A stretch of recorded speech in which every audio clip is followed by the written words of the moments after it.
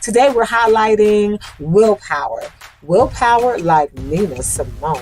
Yes, I don't know if you know her, but her original name at birth was Eunice Kathleen Wayman. Fun fact. And we're highlighting her today because she has willpower. Willpower is the ability to make sure you're not giving into your indulgences. You know, the things that you crave, your flesh, your wants, your desires, right?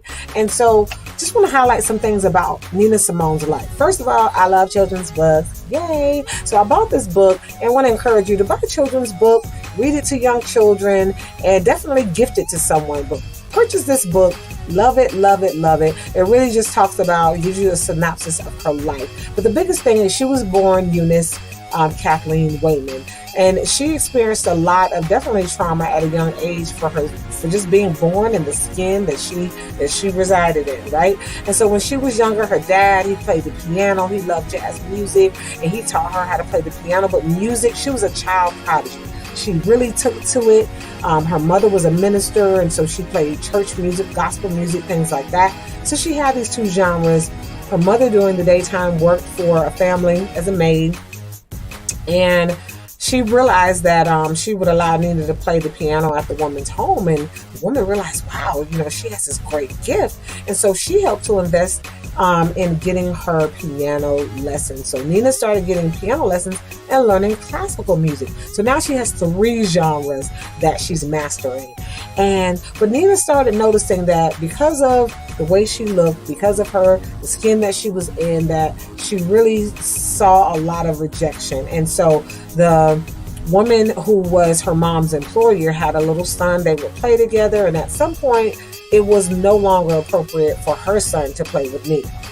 And so that was a sense of rejection. And then when she would be out in the community, she realized that it only seemed like white people were happy when they were shooing her away or getting rid of her. So that felt like rejection as well. So again, she was harboring and holding some of this pain in that, wow, there's something wrong with me just because of what I look like. People don't like me. People don't embrace me. And then the older she got, she applied for Juilliard in New York City. She definitely got into the school, moved to New York City, great career. Then her next move was she was going to apply for the Curtis Institute of Music in Philadelphia. She was sure she was going to get in. And guess what? She did not pass the audition. Rumors got around that it was because she was black, and that because she was a woman. Another form of pain and trauma where she feels like, wow, is the color of my skin going to prevent me from following my dreams? Well, we honor her for having willpower because actually after that disappointment, she stopped playing piano for a while.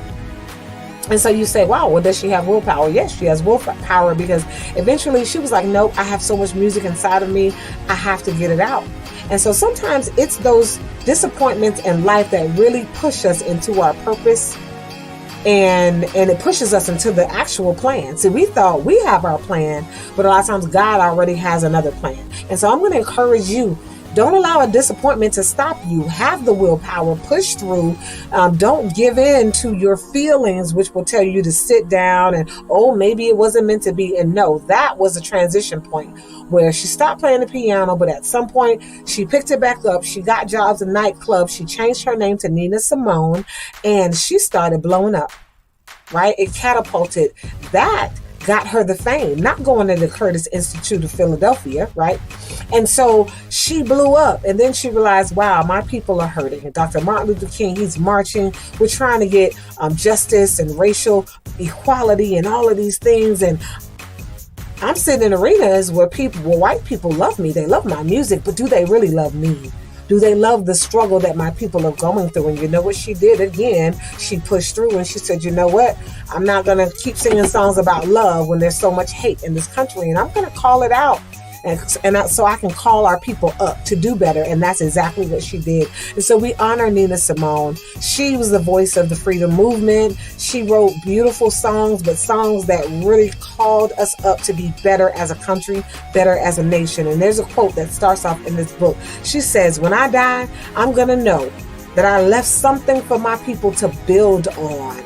Yes, and that will be my reward. And so I ask you, what are you going to leave behind for your people to build on, for all people to build on? What will be your legacy? She had a soft, they called her voice the soft thunder. And so hopefully you have that area where you can be the soft thunder, the way you can leave a legacy behind for us to be better and to contribute to your community. So this is our lifeline for women. We honor willpower like Nina Simone. Like, share, and subscribe, and call me and book a session.